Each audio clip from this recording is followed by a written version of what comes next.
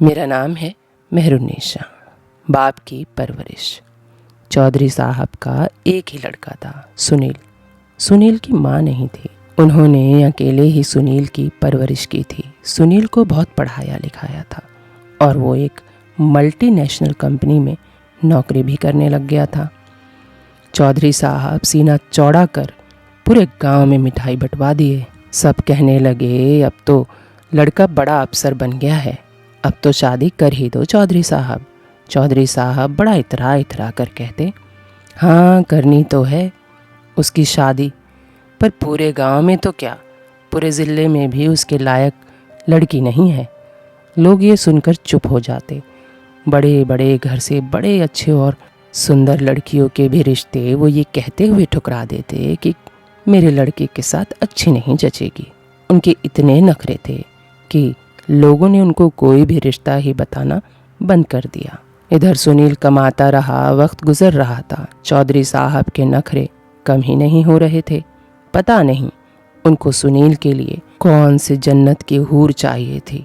सुनील भी अपने पिता के आगे ज़्यादा नहीं बोलता था, बस चुप करके उनके फैसलों का आदर करता था। फिर एक दिन सुनील ने बोला, पिताजी मेरी कंपनी मुझे मुंबई भेज रही है, मेरी सैलरी और बढ़ जाएगी। मैं वहाँ ही जा रहा हूँ और जब छुट्टी होगी तो मिलने आता रहूँगा, वैसे ही जैसे मैं लखनऊ से आता जाता रहा था। चौधरी साहब बोले, अरे जाओ बेटा जाओ, आसमान की ऊंचाइयाँ छुओ और अपने बाप का सीना और चौड़ा करो। ये कहते हुए चौधरी साहब घर के बाहर कुर्सी लगाकर बैठ गए और सुनील अपनी जाने की पैकिंग करने लगा। और चौधरी साहब मुझ पर ताव तानते हुए बोले, अरे भोला सुनो। भोला शादियों का खाना पकाता था। भोला बोला, क्या बात है चौधरी साहब, आज तो आप अलग ही खुशी के दहाड़े मार रहे हैं। चौधरी साहब बोले, अरे खुश क्यों ना हो, बात ही ऐसी है। वो सब छोड़, मुझे भोज कराना है गांव को, बता तू कब फ्री है। भोला बोला, क्या बात है, सुनील का रिश्ता तय हो गया है क्या? हमें भी बताओ, कौन है वो भाग वाली जो आपको पसंद आई? चौधरी साहब ठठा मार के हंसे और बोले, अरे नहीं ये बात नहीं, बात बहुत बड़ी है। मेरा बेटा सुनील अब बड़का शहर मुंबई जा रहा है। भोला बोला, अरे वाह, ये तो दावत खाने की ही बात है जी, अब तो भोज होकर ही रहेगा पूरे गांव में। भोज हुआ, पूरे गांव में डंका बज गया कि सुनील मुंबई चला गया।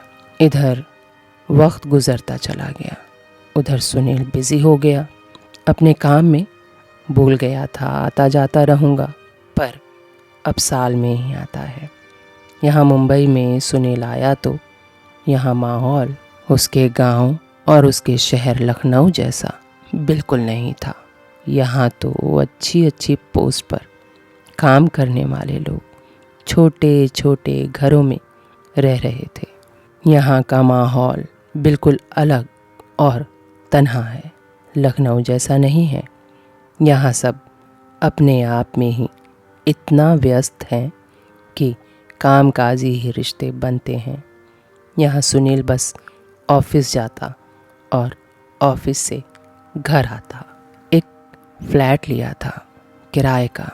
मुंबई में घर लेना ही इतना बड़ा काम है कि पूछो ही मत। जैसे तैसे सुनील वहाँ सब कुछ सेट कर रहा था। वक्त गुजरता जा रहा था, शादी की उम्र भी निकलती जा रही थी। अकेले तन्हा रहते सुनील ने बहुत कुछ झेल लिया था। अब उससे अकेले एक दिन नहीं कट रहा था, रातों की तो पूछिए मत। और अब चौधरी साहब को तो और कोई लड़की मिल नहीं रही थी जब से सुनील मुंबई आया था।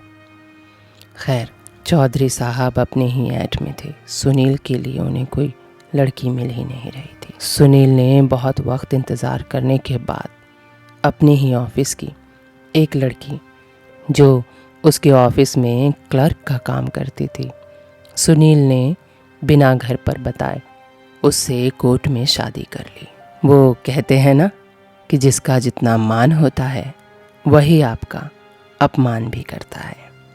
खैर, सुनील ने कोर्ट में शादी कर ली। शादी को 6 महीने बीत गए, तब जाकर सुनील हिम्मत जुटा पाया अपने पिताजी को बताने के लिए। जैसे ही चौधरी साहब को बताया, उन्होंने खुश होकर कहा, सही है बेटा, पढ़ी लिखी अपने लायक ही ढूंढे हो।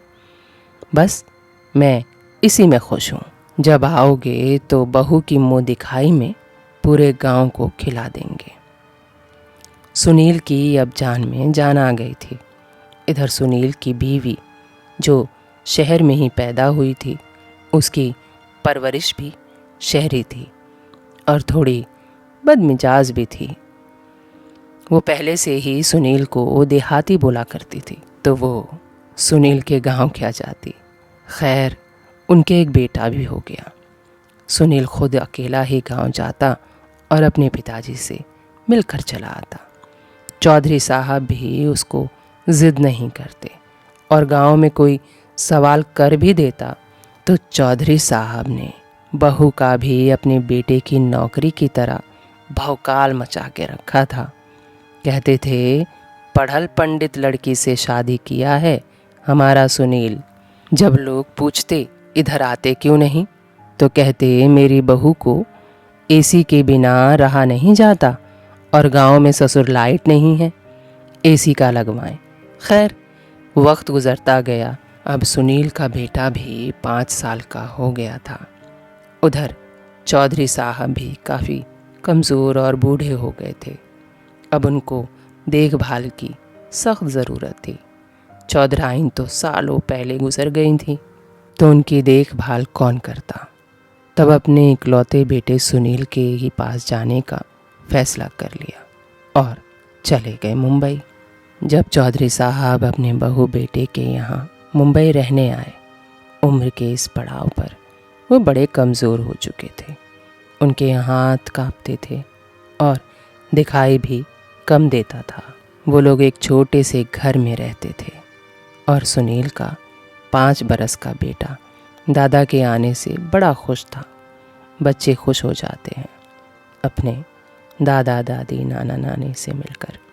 खैर, चौधरी साहब की ज़्यादा उम्र हो जाने के कारण उन्हें खाने में बड़ी दिक्कत होती थी। कभी मटर के दाने उनकी चम्मच से निकलकर फर्श पर गिर जाते, तो कभी हाथ से दूध का गिलास गिरकर टूट जाता।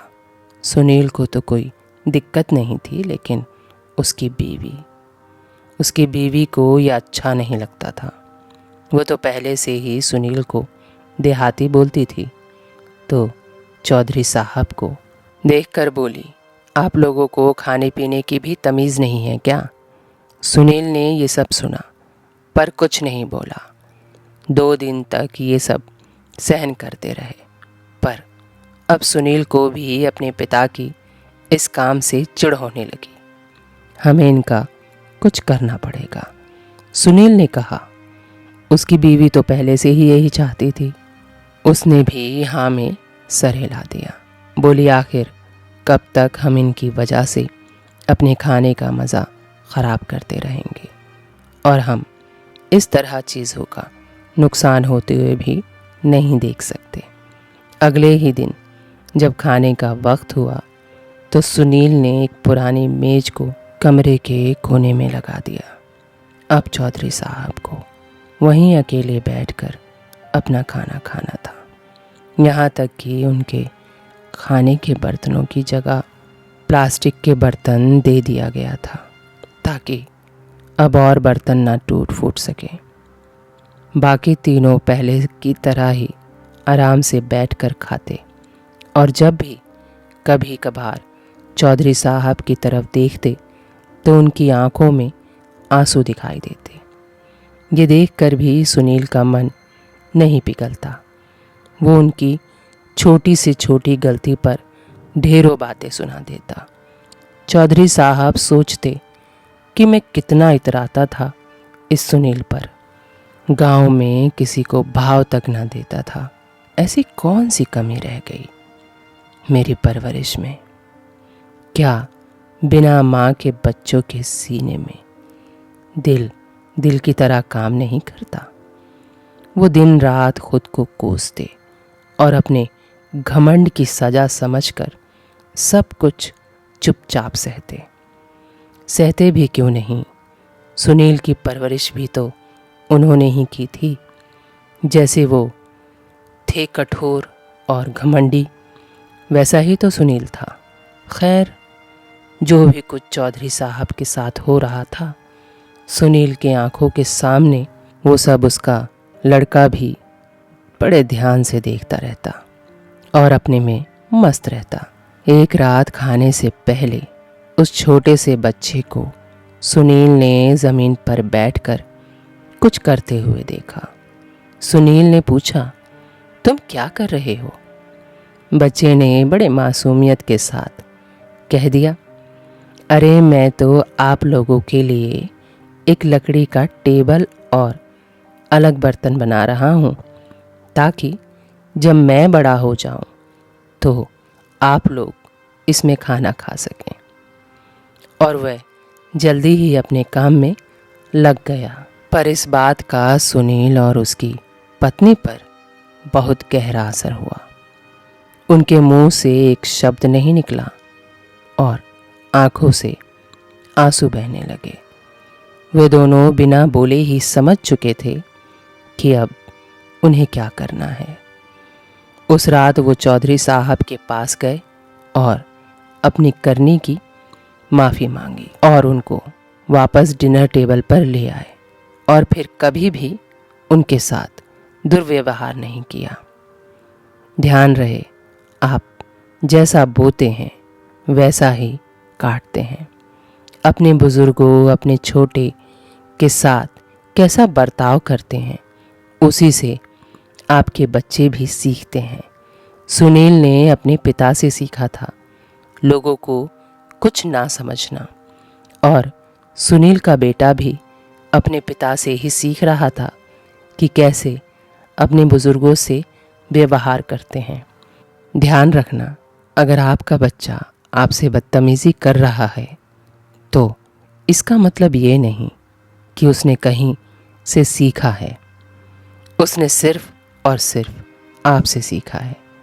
तो बच्चों को पालते वक्त खुद को भी संवारना और अपनी आदतों को बदलना, अपनी आदतों में नरमी लाना, ये भी आपका काम है और आपको ही ऐसा करना पड़ता है।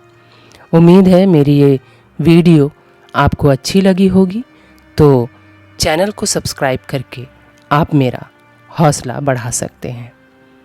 Thank you.